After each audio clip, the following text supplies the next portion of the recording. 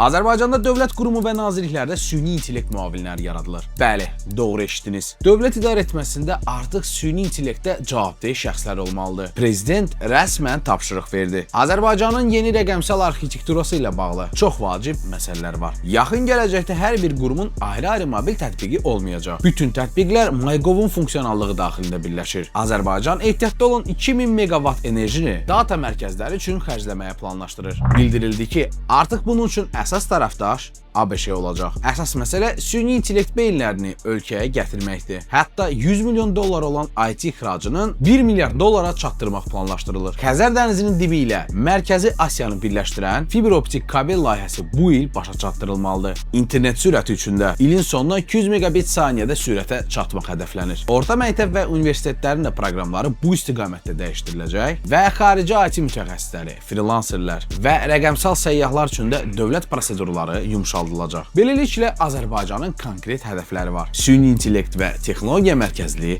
gələcək.